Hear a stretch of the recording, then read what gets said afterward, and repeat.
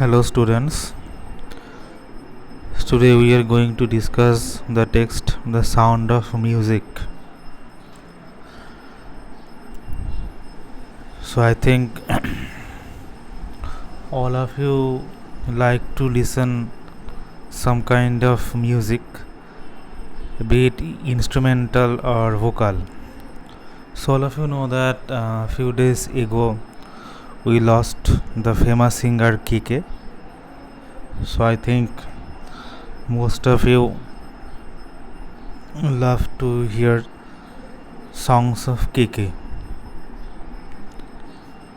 Okay, so this text is divided into two parts.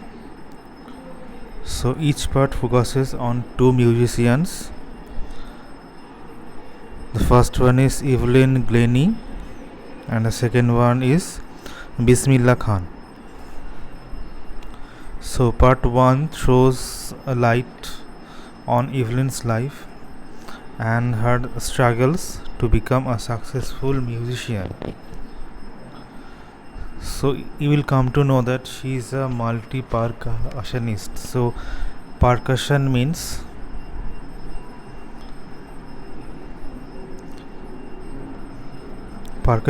musical instruments which are played by striking with the hand or with a stick, either by shaking or by beating. So percussion includes drums, cymbals, xylophones, gongs, bells, and so on. She has the talent to play hundreds of instruments perfectly.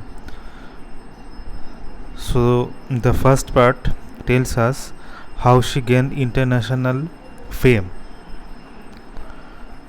So the first part is very much interesting from the second one. I think so actually, because the lady is deaf. That means she cannot hear. So what's very interesting is that Evelyn is profoundly deaf. Profoundly deaf means almost deaf. She is deaf. So she learned to listen to music through her body and not ears. So again, it is very striking to all of us. She does not hear music, she feels it. So you will learn that when she was 11 years old, she found that she had trouble in hearing. So in spite of that, she didn't stop from learning music and making a career on musical instruments. So the most interesting thing is that she is deaf, but she is a musician.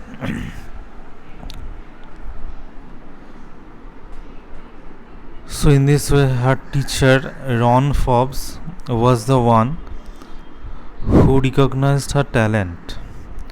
He unlocked the doors to her potential, that means her capability, and helped her achieve the almost impossible thing in her life. She is now one of the most renowned names in the music industry. She has many accolades and awards to her name, and she is also a great source of inspiration to the specially abled community, means those who are absolutely handicapped or partially handicapped.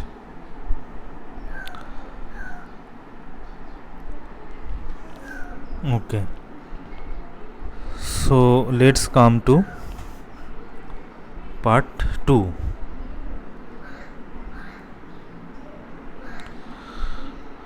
So in part 2 we come to know about Bismillah Khan as well as the origin of Shehnai. So it was Bismillah Khan who made famous this instrument and took it to the world stage. So what did he actually do? He broke the myth of Shehnai and he made it worldwide famous.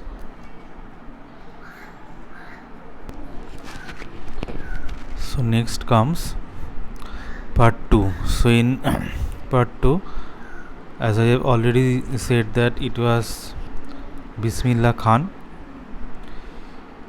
He made Shehnai worldwide famous, and I think all of you know basically his Shehnai is played during marriage ceremony.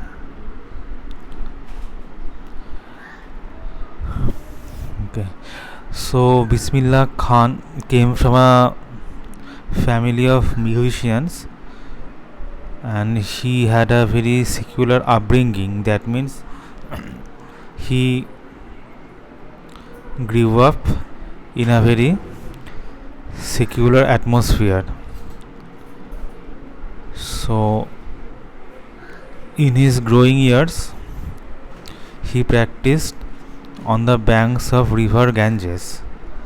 He went to the mosque as well as the temple. After achieving immense success, he was awarded various titles. He is also a recipient of the highest civilian award of India, the Bharat Ratna. In addition to that, he has won all three awards of Padma Bhushan, Padma Shri and Padma Vibhushan. Interestingly, he was the first person to be invited to play Shehnai at the Red Fort in 1947. I think all of you why this year is very much important for all of us. Most importantly, he represented India on the international stage as well. An auditorium in Tehran is also by his name. So one of the interesting thing is that in spite of many opportunities, he never left his hometown, that is Benares, and he dedicated his life to music, and he breathed his last in 2006.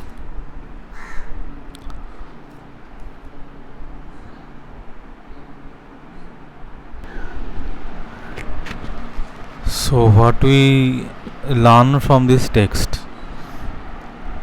What we learn is that for the first part, that is music is above everything.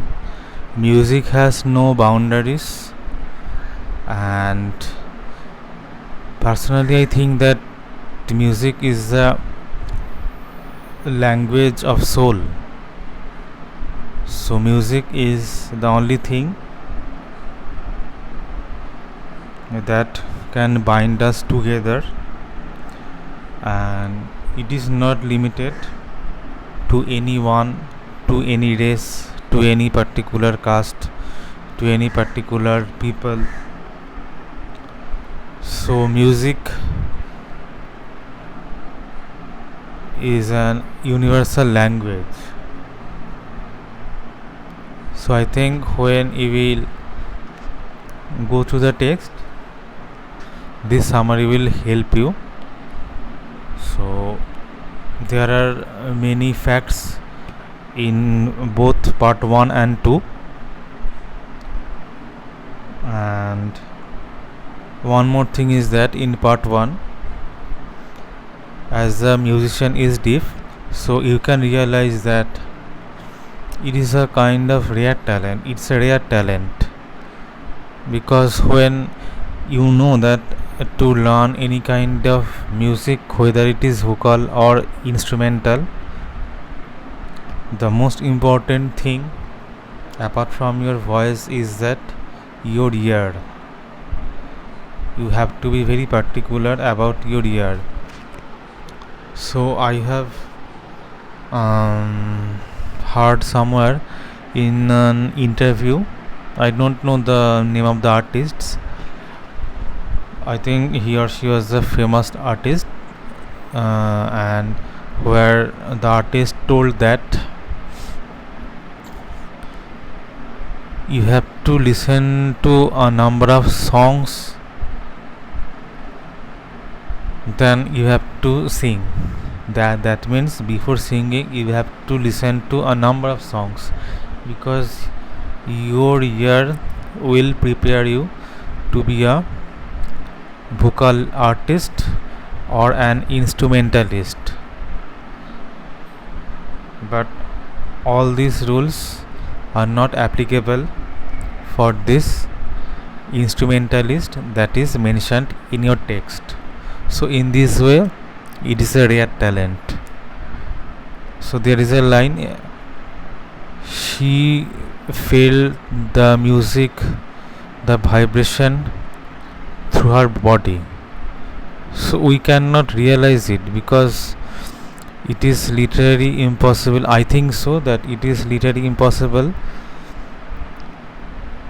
to realize music, to sense music through every pore of the body, because we realize music through our ears. So this is a very unique part of this text. So go through the text, and if you have any questions just ask me. I think you will have no problem while you are going through the text. So as I have already told you that before going through any text, just read the summary thoroughly, then go through the main text.